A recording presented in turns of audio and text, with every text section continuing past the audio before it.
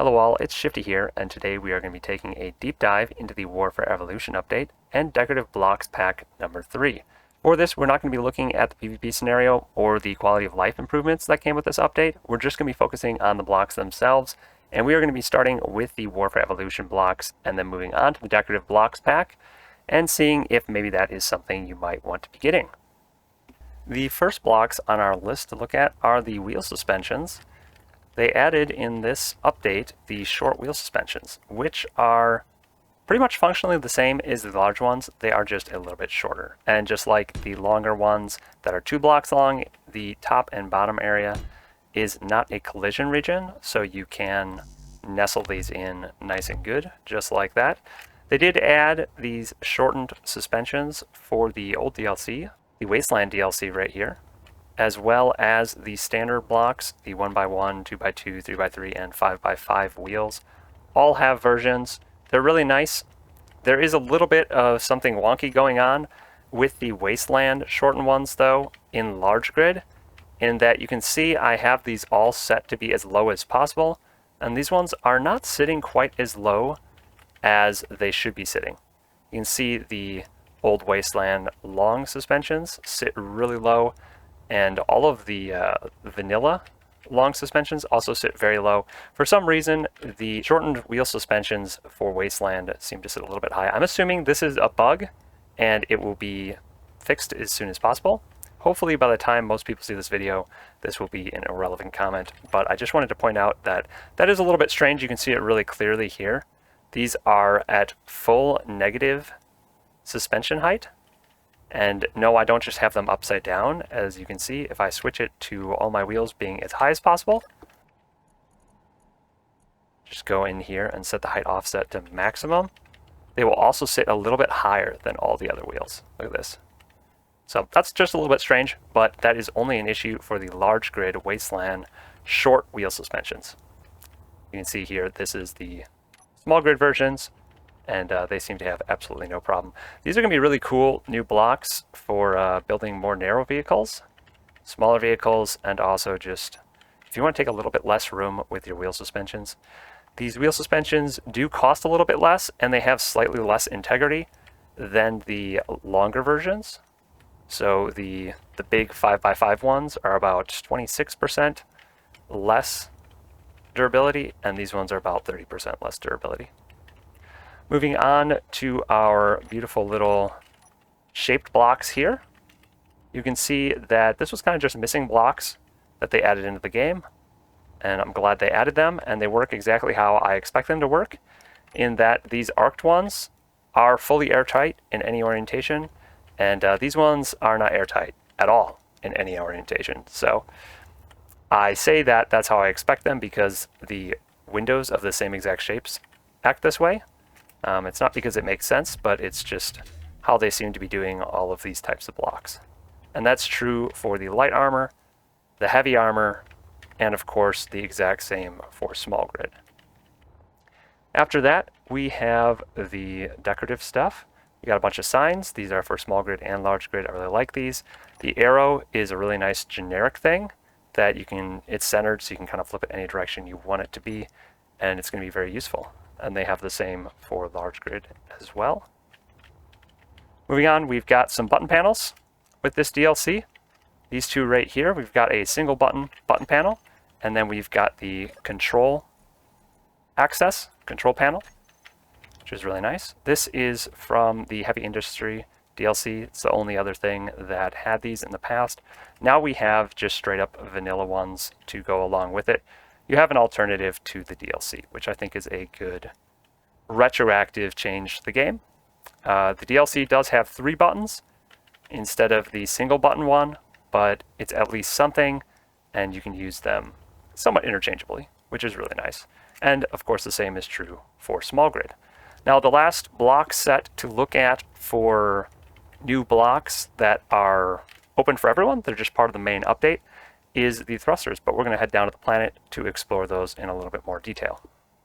Here we are on the beautiful wilderness of the alien planet, where we have the thickest atmosphere and thus can get the most thrust, the maximal thrust out of our thrusters. And I set up a few test beds here, as you can see, to test not only the outputs and measure all the different things, but we want to see where the thruster plume damage reaches for all these different thrusters. No surprise, the vanilla thrusters and the Sparks of the Future thrusters are identical, so you don't have to worry about those. And for the most part, these are identical, the rounded and the squared ones. There is actually an inconsistency I found in the small grid ones, which we will address in a minute. But for the most part, these bad boys are well balanced. I shouldn't be surprised, but for some reason I kind of am. Turns out I measured up all of the different stats on them and did a bit of a comparison. You can see the breakdown here. The 3x3x2 versus the 3x3x5, so that's the 2 tall one, that's the 5 tall one. The short one is about 40% the max power usage, 40% the max force, and about 40% the volume. If you wanted to make that volume a little bit closer to 40%, you could make the plume deal damage 1.5 blocks, and that would be just about right. The reason that I know that is because that is what is happening down on our small grid setup. As for the 1x1x1 and the 1x1x3s, that is these little ones here, comparing them directly to the 1x1x3 thrusters, the smallest ones, the 1x1x1, is 33% the max power usage, 30% max force, and 33% the volume. You can get these numbers to be absolutely beautifully perfect, as we will see over here on the small grid. The small grid has a bit of strangeness going on. For the most part, this is, once again, really well balanced. If you want to use these thrusters or these, you're not really losing out in efficiency in any way, shape, or form. These bad boys are stronger, they take up more room, but it's all very proportional. Even the amount of materials used falls in line with these percentages. So it is very well balanced. I do want to nitpick a little bit here in that there is definitely an inconsistency between these two thrusters. The rounded one and the flat one. The rounded one deals damage further. For whatever reason, you will see that this block right here is not taking damage. This block right here is not taking damage. This setup has been here testing for at least a half an hour. But if I replace this block right here with the same size as the other side, you'll see in a second here, it starts taking damage. There it is. It took quite a while, but this block does actually take damage. And eventually it will break. And this one over here, same amount of time, absolutely nothing has happened. It's not taking damage. This block is slowly getting destroyed. Now it's down to 60%.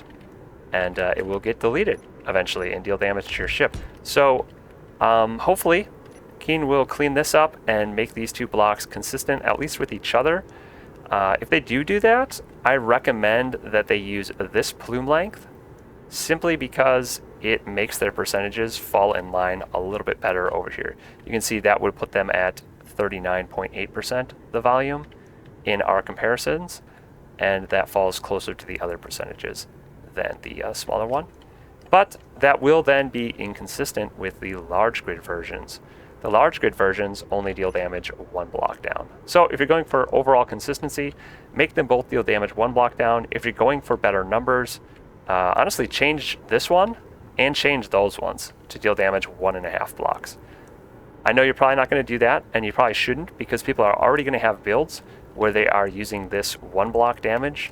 So I guess I'd recommend taking this block, this one over here, and making it deal damage 1/2 block less.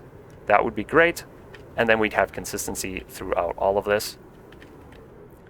As for the comparisons of the 1x1x1 and the 1x1x3, everything is almost perfect. You could actually have perfect 33.3%, 1/3, all the way across the board if you just made the thrusters right here deal damage 1/2 block further, which would be in line with what the large grid thrusters do. And again, I know that's a bad idea because people will already have builds. I mean, especially with these thrusters, these have been around for years, so you don't want to make the damage plume longer on those. But missed opportunity, I guess. Perhaps someone at Keen's aware of that. But yeah, overall, the numbers are very well distributed, And it's a matter of preference and ship design. You shouldn't feel forced to use any one of these 3 different types of thrusters because the efficiency is good for any of them. The larger ones are slightly more efficient than the small ones. So like these compared to those, the big ones are a little more efficient. These compared to those, the big ones are a little bit more efficient. That's normal. But using the tall ones versus the flat ones, there is basically no difference other than your ship shape. So don't feel forced to use the new ones or the old ones. It's very well balanced. And that kind of brings us to the end of my analysis for the main update. Now let's move on to the DLC. That brings us down to Earth here, where I have set up 3 different tiers of the DLC. The first tier is what I pretty much consider purely cosmetic. I know these ones have inventories, but it's basically just cosmetic blocks. The second tier is cosmetic blocks that kind of enable slightly different playstyle or options in your builds. Kind of cool stuff. It also includes the functional blocks, which now have DLC versions. And I'll go over these individually, but basically all of the ones on this tier, the DLC version is either equivalent or slightly worse than the original version. So there's no advantages or anything you're getting from that category. And then the last tier, the top tier, are the blocks, which will definitely be able to enable some new style play, new style ships, new designs for you. Space Engineers is pretty good about not making pay-to-win DLC, so none of this stuff is really going to be game-breaking or give you an unfair advantage. It's just going to enable you to do a little bit different playstyles, and there's some pretty cool blocks in this category. The beds are a really good example. They'll let you not use a cryosleep. So we are going to start with our ones in the front here. These are the purely cosmetic blocks, and they are pretty, so we are going to try and look at all the sides of them and whatnot. This is a cargo crate. It looks like it has 2 different sides. It is just one inventory though. At all blocks that have inventories, there's just one inventory. Pretty cool looking block. I love that it flips open on both sides. And then we've got the barrels. Bunch of different type of barrels. You can see like the whole top lights up. And you got the stacked barrel. This barrel here. And then the single barrel. And they all have 1,000 liters. And it's actually kind of correct for the number of barrels you have, which is kind of cool. And this is a large grid barrel. There is a small grid barrel that is the exact same size. So this is the small grid version, and it has the same interior space, which is kind of cool. Moving on to more of the purely cosmetic blocks, we've got the addition of water and Space Engineers here, basically. The aquarium block, which is another beautiful, basically an interior block. None of these blocks have special high integrity or anything, so you're not going to be using these as armor. This does have slightly higher integrity, the fish tank, than like a normal armor block. See, it's 2,600 or something, and the regular light armor is 2,500. And yeah, but it's not much different. And then the rest of these are close or lower. This one, again, is slightly higher for whatever reason.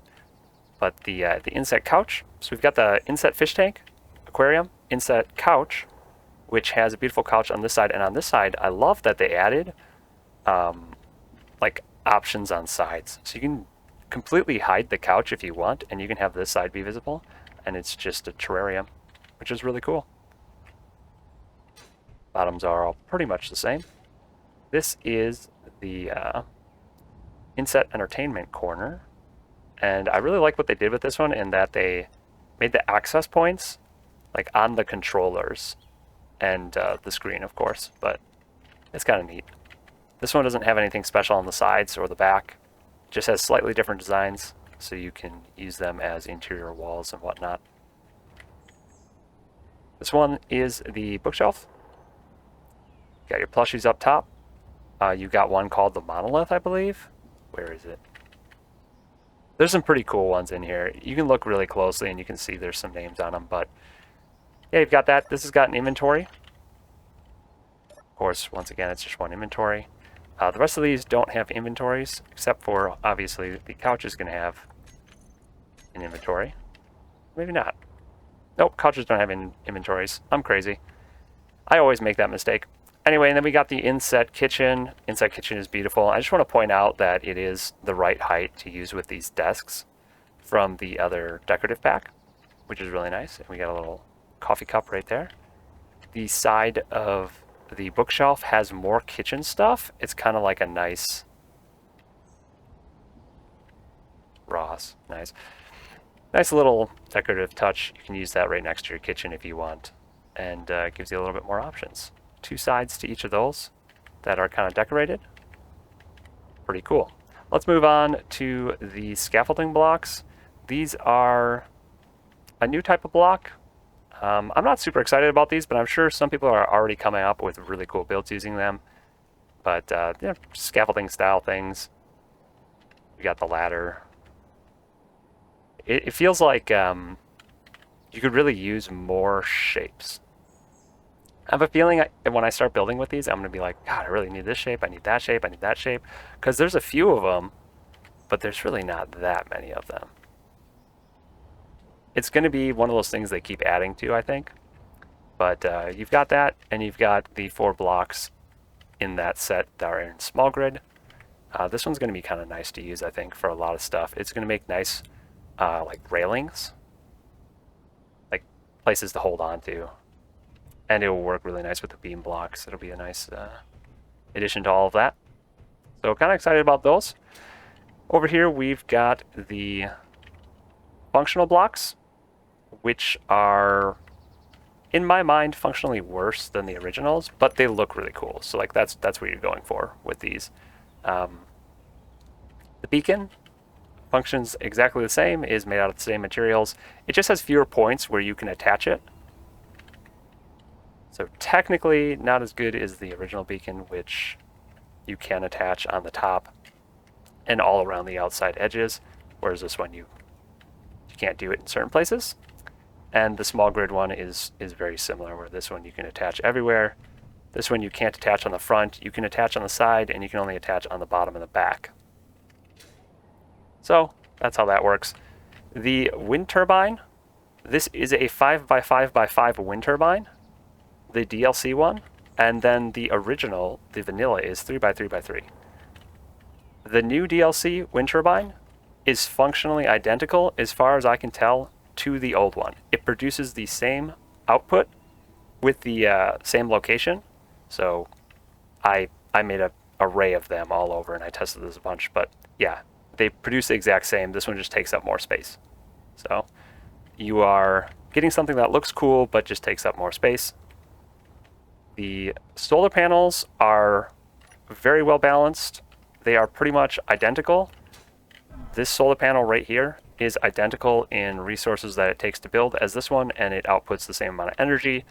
These are 2x3 sloped ones, which is kind of a unique shape in Space Engineers, so that's kind of cool. But yeah, they take about half as many resources, and they output half as much power as the standard one. So very balanced, and of course it is basically exactly the same for small grid. These are really cool because you can paint them different colors. So if you want to have green ones or anything crazy like that, you can do so. So I really like that. That's what you're paying for there. It's not an advantage of any sort, but it will look really cool with a lot of builds. The last group of blocks is right up the stairs, and these are the ones I get really excited about. Less so the LCDs, so we'll start with those. These are inset LCD right here, which is nice because I can then place decorative blocks directly in front of it and use the screen without interrupting my room space. And these are just LCD shapes that we didn't really have before, so like large angled LCD and the rounded LCD, we've never had stuff like that, so that's going to make really cool billboards and things that you just can't do with the vanilla LCDs. And that is the same for the small grid. And of course, let's not forget the projector ones. What are these actually called? These are called hollow LCDs. Makes sense. You can fly through them, and that is super useful. And you can project pictures, you can project text, and pretty much anything you want that you would be able to do with a normal LCD. I do wish that these could attach to the side, but they have to attach either to the bottom of a block or to a block directly behind them. So there has to be a block behind or above them for them to attach, not to the side.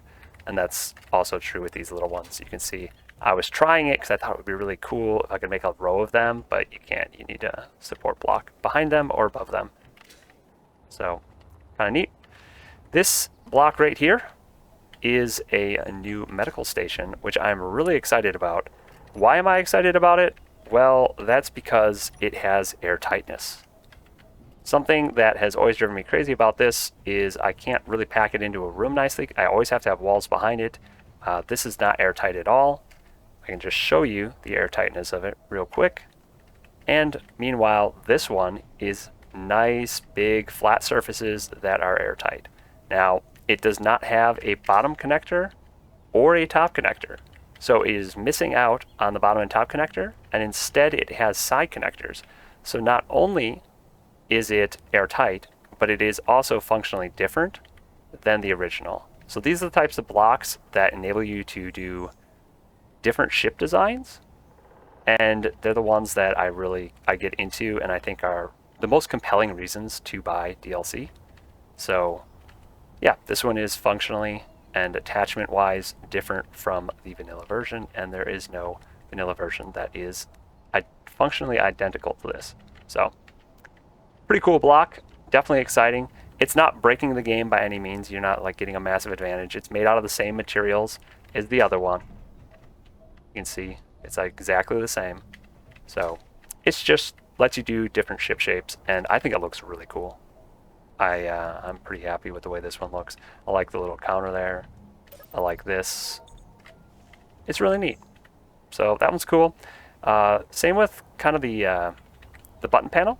Button panel is also completely airtight all the way around.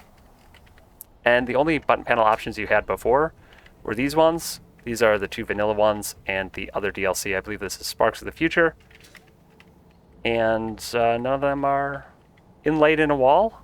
They all take up space in your room, whereas this you can inlay directly in your wall and have your 3 buttons. It's only 3 buttons, but it's pretty cool. You can't label them either, really. It's just 1, 2, and 3. But it's a functionally different block, and it lets you do all sorts of cool stuff. The next block we're looking at is the Cryosleep, and this is another one that is functionally different than the vanilla Cryosleep. The vanilla Cryosleep does not have a connection point on the bottom for connecting. It can only connect on the back, and that has always kind of driven me nuts. The new one has a connection on the back and on the bottom, and it's also airtight all the way around, which is really cool. So another one that's functionally different and can allow you to build slightly different ship designs, which is really cool. DLC, nice block. And then we have the beds. Of course, the beds always end up here because as of yet, there is no vanilla bed. This bed is part of a different DLC. I almost forgot about that while doing this. This is the original Decorative Blocks DLC bed. And now we have inset beds, which I think look really nice. I love the way these are. I'll kind of stare at these a bit. They got compartments. They got a lot going on, the lights and stuff in there. And this one's got a big opening in the back. You could put a window behind there. And it has these like shutters, these blinds that you can pull down on either side. So you can still get your privacy in there. Of course, those don't actually move in-game, but it's a decorative thing. And I actually really like the way these windows look when you just paste it on the back there. It makes this look nice and cozy, and you have windows to look out. So beds are always awesome because they let you sleep in them. And you can log out, and as long as you have oxygen in the room, you will survive just like you're in a cryosleep. So another one that lets you kind of change the way you play the game. And there's these cool lockers on the side of this one, which honestly, if you don't even want to use the bed part of the block, you could use the locker part of the block, and that's pretty neat. Now we're on to the last couple things. This is something that I thought was kind of funny. We've got an exploding barrel in this DLC, which functions exactly like a warhead. It has a slightly different explosion radius, but you can see it has all of the warhead information on it. Now, it takes less explosives and less components than the large grid warhead to build the exploding barrel. And the exploding barrel for large grid and small grid are identical. 1212614. exactly the same, but get this, the explosions are completely different, right? So this is a large grid warhead. It creates an 18 wide hole in the ground.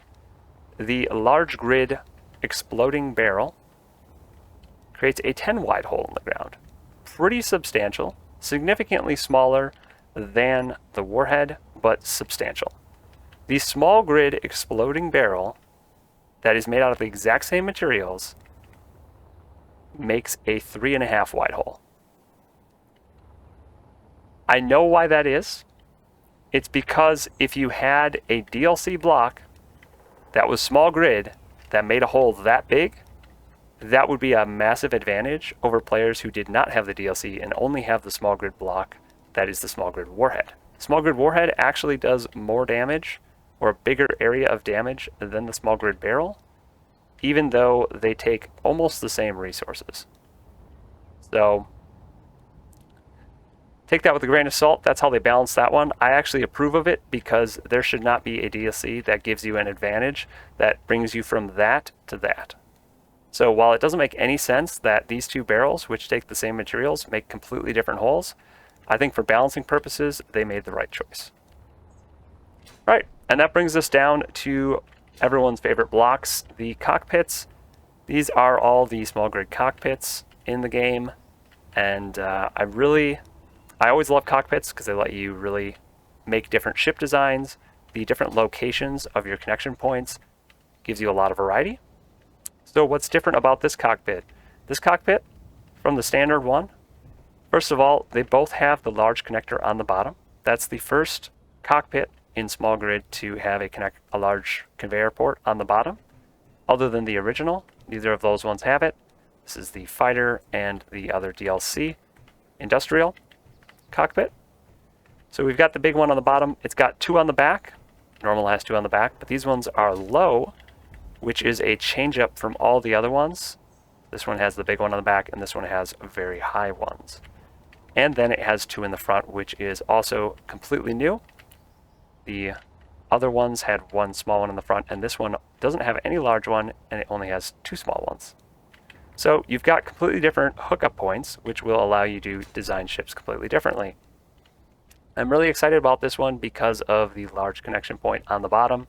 It's going to let me do some pretty cool designs that I otherwise would have used this cockpit for. Let's jump inside and look. It has the least clear view out of all cockpits I've ever seen, but it is beautiful inside. I really do like the way this looks. There's even a hatch on top. All of the cockpits you can get into from the top, but this one has like a cool hatch up top, which I really like. And something that's kind of nice is it has the hatch on the back.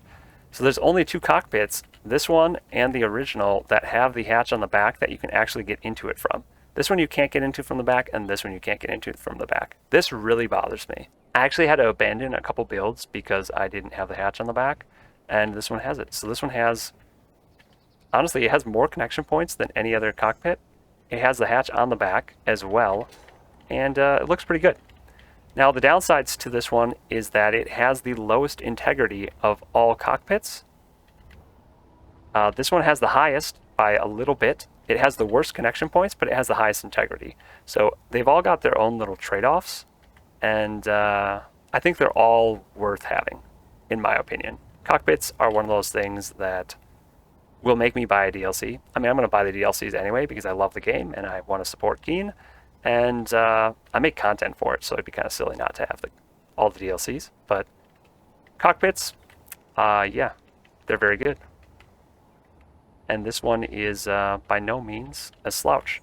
It brings new things to the game, and I think it's going to make a huge difference for those narrow builds that people want to start making now. The last thing to look at for this DLC is the paint, the custom paint that you can get for your ships. This is the war-torn paint. And I have to say it looks pretty good. I'm by no means an expert in using these types of things. It has a little bit of repetition in some of the blocks you can see here, but it's nothing terrible, and someone who's good at painting and greebling will be able to work wonders with this, I think, especially with these big gunshot holes. I think those are going to be something that people really have a blast using. Look at this long line of holes on the side. It's going to make rusted and beat up and old and war-torn stuff look really good. So definitely a cool paint set, and I'm looking forward to seeing what people make with it. Well, folks, that is going to be it for this deep dive. I hope it helps you decide whether or not you're going to be getting this DLC. I personally would have bought it just for the fish tank, but don't let anyone tell you where to spend your money. You do what you want. If this was helpful, don't forget to like and subscribe. It really does help the channel. Check out my other videos over there. Maybe check out my channels over here. And don't forget to smile. I'll see you in the next one.